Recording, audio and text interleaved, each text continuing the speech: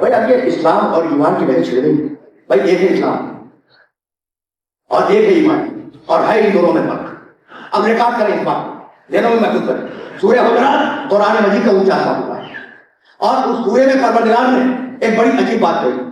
کہنے لگا قالت الاعراب آمنا. یہ بدو عرب کہتے ہیں کہ ہم ایمان لے آئے. آمنا. اچھا پیغمبر کے بعد آ کے کہتے ہیں کہ ہم ایمان لے آئے. قل رسول کہہ دو لم تؤمنوا تم ایمان نہیں لائے. یہ بھی عجیب و غریب بات ہے. مزاج دے دیا. اور قرآن تو قیامت تک رہنے والی کتاب ہے نا, تو اب اسی آئینے میں چہرے دیکھ کے رکھیے گا. قالت الاعراب آمنا. بدو عرب کہتے ہیں کہ ایمان لائے. قل کہہ دو لم تؤمنوا تم ایمان نہیں لائے. ولکن قولوا اسلمنا. بھائی کہو کہ ہم اسلام لائے ہیں. یہ ایمان کی بات کہاں کر رہے ہیں؟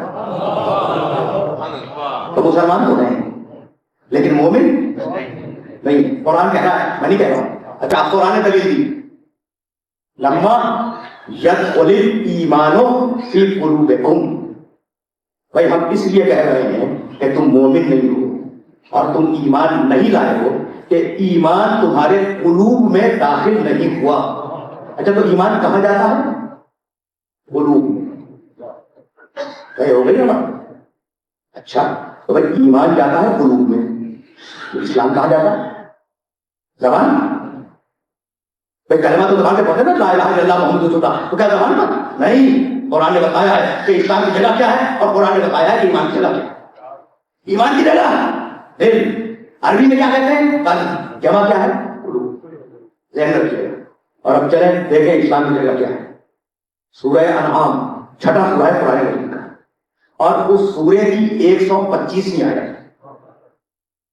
بہت طویل آیت ہے, پوری نہیں پڑھوں گا.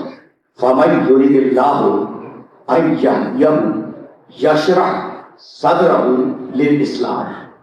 اللہ جب کسی انسان کی ہدایت کا ارادہ کرتا ہے تو اس کے سینے کو, صدر کو اسلام کے لیے کھول دیتا ہے.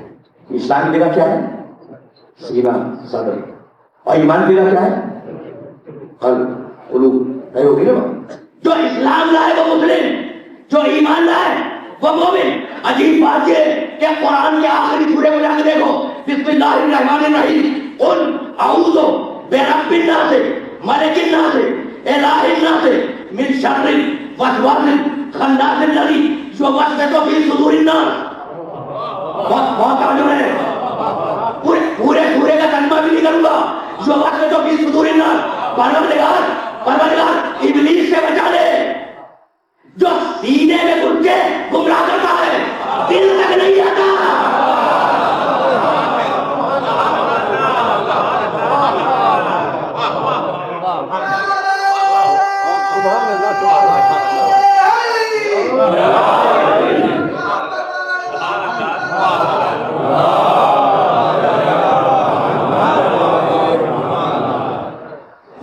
بات تو آدھے ہو رہی ہے نا. وہ ابلیس کو صدر تک جانے کی اجازت ہے, قلب تک جانے کی اجازت نہیں ہے.